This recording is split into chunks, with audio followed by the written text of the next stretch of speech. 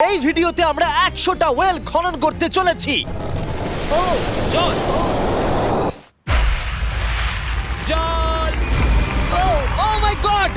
তোমরা দেখতে পাচ্ছ কেনিয়ার একটা ছোট্ট গ্রামের লোকেরা জলের সরবরাহ পেল, তাও আবার মাত্র 1 সেকেন্ডের মধ্যে। একটা হয়ে গেছে, আরো 99টা ওয়েল খনন করা বাকি আছে। তোমাদের এই ভিডিওটা দারুণ লাগবে। এই 100টা ওয়েল মিলিয়ে 500,000-এরও বেশি মানুষকে পরিশ্রুত পানীয় জল সরবরাহ করতে চলেছে। তারপর আমরা কেনিয়ার এই অংশে বেশ কিছু ওয়েল খনন করবার পরে আমরা কিছুটা দক্ষিণে নেইরির স্কুলগুলোতে গেলাম, আর অবশ্যই বলবো তারা আমাদের দেখে খুব খুশি হয়েছিল। তোমরা সবাই কেমন আছো? আমি এতটা আশাই করিনি। সবাইকে স্বাগত জানানোর জন্য ধন্যবাদ। আমি বুঝতে পারছি না কি করে রিঅ্যাক্ট করব। তোমাদের সকলকে ধন্যবাদ জানাই। আমরা আসার জন্য এই গ্রামে একটা ওয়েলকাম সেরিমনি হয়ে গেল, আর নোলান তার মধ্যে অংশ নিয়ে নিল। তার মধ্যে নোলানকে দেখতে সবথেকে অকওয়ার্ড লাগছে, আর এগুলো দেখতে আমার খুবই ভালো লাগছে। আর যখন আমরা স্কুলগুলো ঘুরে দেখলাম, দেখো একজন গেস্ট এসেছে। কেমন আছো তোমরা? তোমাদের সব ঠিকঠাক চলছে তো? তোমরা সবাই ভালো থেকো। একজন টিচার আমাদের দেখালো কিভাবে সবাই জল আনে।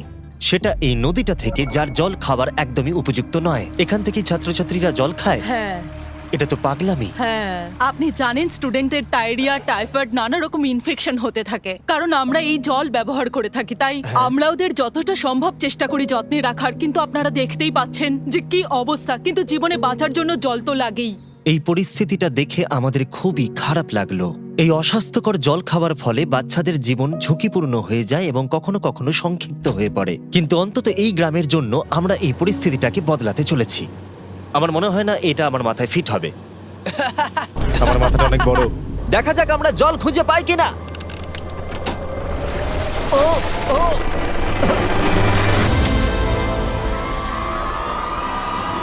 বৃষ্টি হচ্ছে, এটা তো দারুণ। মাটির উপরে জল উঠে আসার পরে সেগুলো ধরে রাখার জন্য আমরা এই বড় ব্যারেলগুলোকে নিয়ে এসেছি, যেগুলো ওয়াটার টাওয়ারের উপরে ফিট করা হবে। এই গ্রাম এবং প্রতিবেশী গ্রাম যে শুধু পরিষ্কার জল পাবে তাই নয়, বরং জলের প্রেসারও অনেকটাই বেশি পাবে। তার মানে হলো তাদের আর অপরিষ্কার জলে জামা কাপড় কাচতে হবে না। নাও টানো।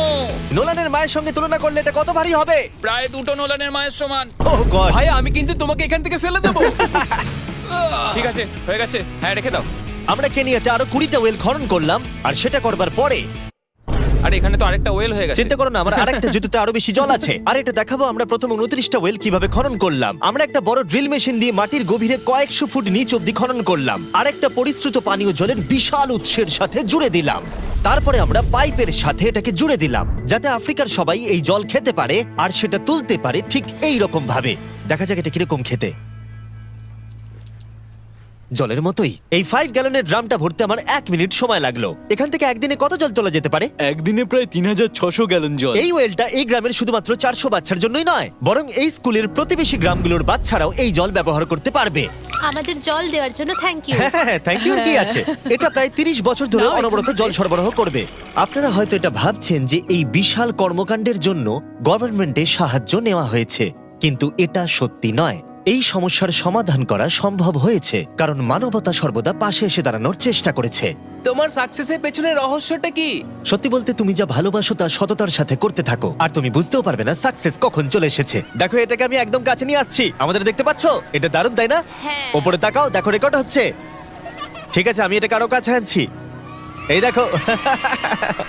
তোমরা নিজেদেরকে দেখতে পাচ্ছো? আমরা এই গ্রামের জন্য ওয়েল খনন করতে সক্ষম হয়েছি, এবং এই গ্রামের জন্য, এবং আরো এরকম 12টা গ্রামের জন্য। আর যখন আমাদের ওয়েল খনন করা শেষ হলো, আমরা তো স্কুলগুলোকে কিছু ব্র্যান্ড নিউ কম্পিউটার দিয়ে সাহায্য করার চেষ্টা করলাম। আচ্ছা, ওরা খুশি হবে তো? ওরা খুব Thank you. খুশি হবে, Thank খুব you so খুশি। পরিস্থিতিটা ভালো হয়েছে থেকে ভালো লাগছে। আমরা ক্লাসরুমগুলোকে সাজালাম নতুন ফার্নিচার দিয়ে, নতুন কিছু সেলফ রাখলাম, আর তার সাথে নতুন কিছু বই। সব স্টুডেন্টদের একটা করে সকার বল দিলাম। এটার জন্য ধন্যবাদ। Thank you, Mr. Beast. আর তাছাড়া প্রত্যেকটা ক্লাসে একটা করে হোয়াইট বোর্ড আর একটা করে প্রজেক্টর দিলাম। তোমাদের এই প্রজেক্টর ভালো লেগেছে? আচ্ছা। আমরা আগে চক ব্যবহার করতাম, তাতে খুব ধুলো হতো, কিন্তু এখন সবকিছু পরিষ্কার রয়েছে। আমরা অনেক ধন্যবাদ জানাচ্ছি। কোনো সমস্যা নেই, আমরা খুব কমই করতে পেরেছি। তারপরে যখন আমরা 45 নম্বর ওয়েলটা খনন করবার জন্য সাইটে গেলাম, তখন আমরা বুঝলাম পরিস্থিতিটা আরো কঠিন। যখনই তাদের জলের দরকার পড়ে, তাদের জঙ্গলের মধ্য দিয়ে কয়েক মাইল যেতে হয়, আর তারপরে আরো কয়েক মাইল যেতে হয়, আর এই যাত্রাটা একটা বিশাল পাহাড়ের মধ্য দিয়ে হয়। আমি খুব সকালে ঘুম থেকে উঠে পড়ি ওই 4টে নাগাদ, কারণ তাড়াতাড়ি আমি যাতে স্কুলে জল নিয়ে আসতে পারি। এখান থেকে এইভাবে জল নিয়ে যাওয়া একেবারেই সেফ নয়। এই জায়গাটা খুব স্লিপারি, পড়ে যাওয়ার হওয়ার চান্স আছে। তাই যখন আমরা ওয়েল খনন করছিলাম ওরা আমাদের দেখালো যে ওরা কিভাবে জল নিয়ে আসে। তোমাদের এই যাত্রাটা দিনে কতবার করে করতে হয়? দিনে 2 বার। দিনে 2 বার করে? ওরে বাপরে, তাহলে স্টুডেন্টরা এই জিনিসগুলো নেয়? ও গড, 200 জন স্টুডেন্ট রোজ এটা করে। ভাবো এটা কতটা কঠিন। এটা খুবই কঠিন। ওরে বাপরে, বাপরে এই রাস্তাটা তো খুবই খাড়া। বাপরে, এই পাহাড়ি রাস্তা যেন শেষই হচ্ছে আর না। এটা আমাদের রোজ করতে হয়। আমরা দেখে অবাক হচ্ছিলাম যে এই যাত্রাটা কতটা কঠিন, আর এই মানুষগুলোকে রোজ এইটা করতে হয় অল্প একটু জলের জন্য। যদিও এই জলটা পানের পক্ষে উপযুক্ত নয়। তোমরা সাধারণত এখান থেকে জল ভরো, হ্যাঁ। আর জল ভরার পরে এই জাগগুলোর ওয়েট হয় প্রায় 40 পাউন্ড, যেগুলো এই বাচ্চাগুলোর পক্ষে বয়ে নিয়ে যাওয়ার জন্য অনেকটাই বেশি। মহিলারা এইগুলো দুটো করে নিয়ে যায়। ও, তাহলে আমিও এটা চেষ্টা করে দেখব। আর যেই জাগগুলো ভর্তি হয়ে গেল, আমাদের আবার ফিরে আসার সময় হয়ে গেল। তাড়াতাড়ি করো, চলো। আরে এ তো দেখছি একটু ঘামেনি। না না, আমি করব। আর তারপরে কয়েক ঘন্টা কেটে গেল এই অস্বাস্থ্যকর জলগুলো নিয়ে আসতে। আর নতুন ওয়েলটা হলো তাদের স্কুল থেকে মাত্র 10 ফিট দূরত্বে। তাহলে এরা এখন এখানেই জল ভরতে পারবে। আমি খুবই ক্লান্ত। আর তারপরে আমরা পরের গ্রামে গেলাম, যেখানে আমরা 46তম ওয়েল খনন করব। কিন্তু সেখানে আমরা সমস্যার মুখে পড়লাম। আমরা দেখতে পেলাম এই গ্রামটা 2 ভাগে বিভক্ত এই বিশাল ভয়ঙ্কর নদীটা দ্বারা। এর জল এখন বেশি মনে হচ্ছে না, কিন্তু যখন বর্ষাকাল আসে তখন জল তীব্র গতিতে আসে আর এই ব্রিজটাকে ভাসিয়ে নিয়ে যায়। আর এই ব্রিজটা এত গুরুত্বপূর্ণ কারণ গ্রামের লোকজন এই দিকে বাস করে আর হসপিটাল বা স্কুল হলো এই দিকে। তাই তাদের অনেকবার দিনের মধ্যে এই ব্রিজটাকে ক্রস করতে হয়। এই ব্রিজটা ভয়ঙ্কর হওয়া সত্ত্বেও এটাই তাদের একমাত্র এই অবলম্বন। নদীর যখন জল বেড়ে যায় তখন এখানকার মানুষ, শিক্ষার্থী এবং পশু পাখিকেও ভাসিয়ে নিয়ে যেতে পারে। এর আগে আমরা এই নদীটা পার করতে গিয়ে 3 জনকে হারিয়েছি। এই প্রাণ চলে যাওয়া অপূরণীয় ক্ষতি, এবং তা কখনোই মেনে নেওয়া যায় না। আমরা যেই এটা শুনলাম, আমরা সিদ্ধান্ত নিলাম আমরা সাহায্য করব। সুতরাং যখন এখানে নতুন ব্রিজ তৈরির কাজ শুরু হলো, যেটা তাদের ওয়েলের কাছে নিয়ে যাবে, তখন আমরা 2000 মাইল পেরিয়ে চলে গেলাম কেনিয়া থেকে জিম্বাবুয়ের উদ্দেশ্যে। আমরা আফ্রিকাতে 1 সপ্তাহেরও বেশি রয়েছি এবং আমাদের আরো ওয়েল খনন করতে হবে। তোমার গাড়ি গন্ধ বেরোচ্ছে। এটা অদ্ভুত, কিন্তু আজকে আমি স্নান করেছি। Wow! ঠিক আছে, আমাকে শেষ করতে দিলে আমি হাত ধরে নামিয়ে নেবো। তোমরা কি আমাকে বাকি ওয়েলগুলো খনন করতে সাহায্য করবে? ঠিক আছে। হ্যাঁ। আমাদের প্রথম কাজ ছিল একটা লোকাল হসপিটাল ঘুরে দেখা, যেটার ভীষণভাবে পরিষ্কার পানীয় জলের দরকার ছিল। ভেতরে ঢোকার পর আমরা বুঝতে পারলাম এই গ্রামগুলোর উপরে এই হসপিটালটার প্রভাব কতটা বেশি। এক বছরে এখানে কতগুলো সন্তানের জন্ম হয়? এক মাসে মোটামুটি 50টা বাচ্চা। মানে বছরে 600 জনের জন্ম হয়। ওয়াও! কিন্তু দুর্ভাগ্যবশত অন্তঃসত্ত্বা মহিলাদের পানীয় জল পেতে কয়েক মাইল হেঁটে যাতায়াত করতে হয়, আর তারপরে এই ভারী বাকেটগুলোতে করে জল বয়ে নিয়ে যেতে হয়। যাই হোক, ভালো খবর হলো এটা, আমরা একটা নতুন মডার্ন ওয়েল পাম্প কনস্ট্রাকশন করছি। ভালো করে, ওদিকটা। এখন যেটা প্রয়োজনীয় সেটা হলো এগুলোকে চালু করা। যাই হোক, নোলান, তুমি কি তৈরি? আমি তৈরি। ওভার! একটা ড্রামাটিক জুম ইন করো। নোলান, আমি বাটন প্রেস করলাম, জল কি পড়ছে? জল পড়ছে। তোমরা একবার গিয়ে দেখবে নাকি? হ্যাঁ, চলো যাওয়া যাক। আমার ভালো লাগছে যে মানুষকে আর জলের জন্য বেশি দূর যেতে হচ্ছে না। এর থেকে ভালো জিনিস আর কিছু হতেই পারে না। এখানে নোলান খুবই ভালো ডান্স করতে পারে। ও তোমাদের সাথে নাচবে। আমাকে সবসময় নাচ করতে কেন বলে? দেখো ও কি করছে।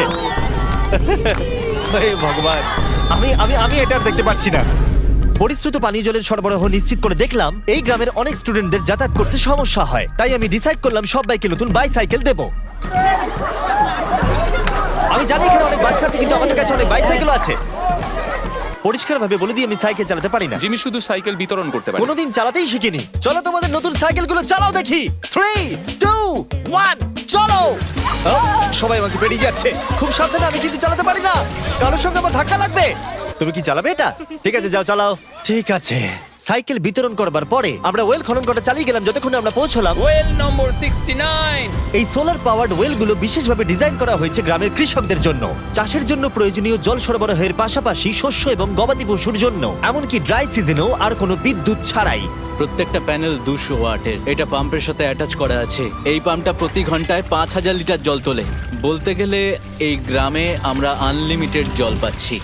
এটা দুর্দান্ত। জিম্বাবুয়ে থেকে চলে আসবার পরে আমরা চেয়েছিলাম আফ্রিকার সমস্ত জায়গায় জল পৌঁছে দিতে। তাই আমরা আরো ওয়েল খনন করলাম উগান্ডাতে, সোমালিয়াতে এবং ক্যামেরুনে। যদি আপনারা আরো বেশি দেখতে চান তাহলে আমরা খুব তাড়াতাড়ি ফিলান্থ্রপিতে আরেকটা ভিডিও আনতে চলেছি। এই গ্রামগুলোতে সময় কাটিয়ে আমি পানীয় জলের উৎসের গুরুত্ব কতটা তা বুঝতে পেরেছি। কি করে এটা চাষে সাহায্য করে, ফসল ফলাতে, কিভাবে হসপিটালের জন্য পরিষ্কার পরিবেশ তৈরি করে, এবং সবথেকে গুরুত্বপূর্ণ হলো পরবর্তী প্রজন্মের শিশুদের জন্য একটা সুস্বাস্থ্যকর জীবন উপহার দেওয়া এবং তাদের ভবিষ্যৎ সুনিশ্চিত করা আমরা বিশুদ্ধ পানীয় জল পেতে অনেক অপেক্ষা করেছি। জল হলো জীবন। এবং স্থানীয়দের সাহায্য নিয়ে আমরা নতুন ব্রিজটা তৈরি করতে সফল হয়েছি, যেটা এই গ্রামবাসীরা পরবর্তী 100 বছর ব্যবহার করতে পারবে।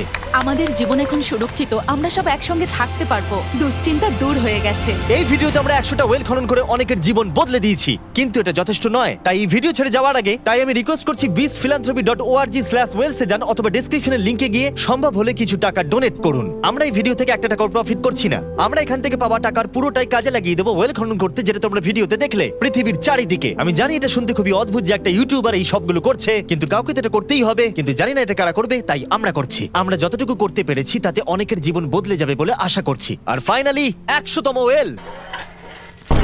ও মাই গড, আমাকে ক্ষমা করে দাও।